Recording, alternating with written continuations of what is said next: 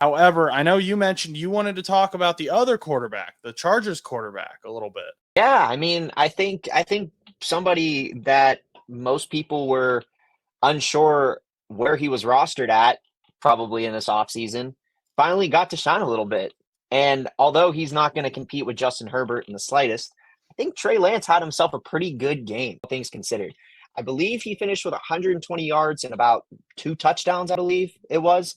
And I want to say he looked like almost kind of like that first round talent that we were expecting from him a couple of years ago in San Fran. I mean, obviously, it's one game, it's preseason. There's a lot that could happen over the next couple of weeks in preseason where he doesn't look as good. But I honestly was pretty impressed with some of the ways that he was moving, some of the ways that he was throwing, and he was just connecting really good on in that game. And I think that also very much helped them expand their lead. I think Trey Lance was very impressive in that game, and I think a lot of people have been talking about him, and I'm glad just because I feel like he's now being talked about. And during the offseason, as we talked about last week on the show, most people forgot about him. It's just like, oh, most people didn't even know he was on the Chargers. It's pretty interesting just because he ended up playing very, very well, and honestly could be a very solid backup for the Chargers. God forbid Justin Herbert goes down.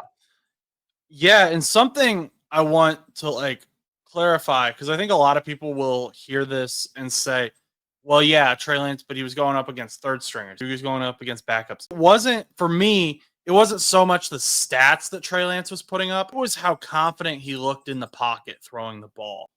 And that isn't something you always see from backup quarterbacks. That isn't always something you see from guys who went from third overall picks to getting hurt and being traded and then being cut. I mean, he looked confident in the pocket. He looked like a guy who knew what he was doing. He was an experienced quarterback. He's no longer, they mentioned this on the broadcast, he's no longer one of the young guys in camp. He is a veteran.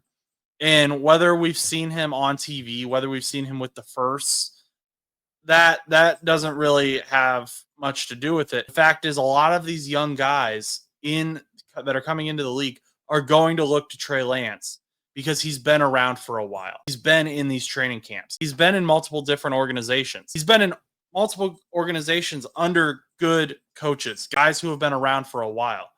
Kyle Shanahan, Mike McCarthy, say what you want about him, but he's been around the league for a long time.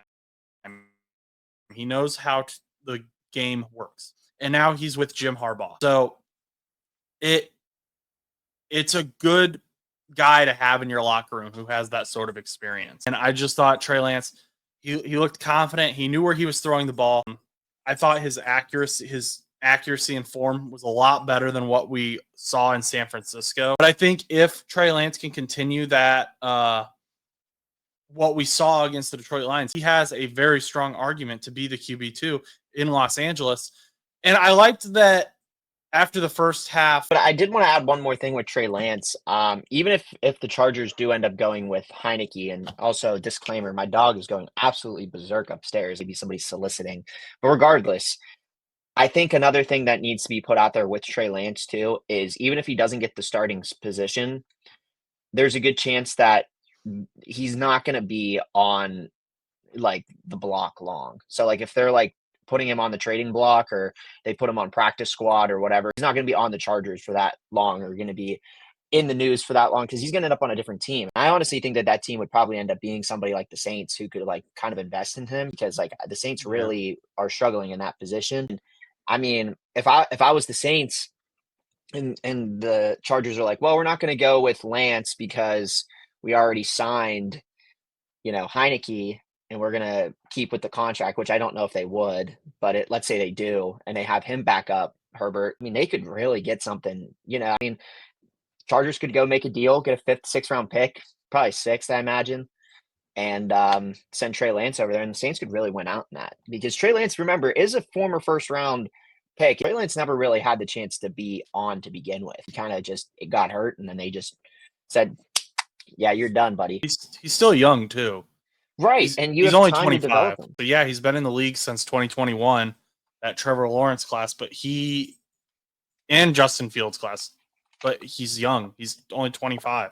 So, Yeah, I could definitely see a team trading for him. I think the Saints would be a good, example of that because they've got Tyler Shuck and who else?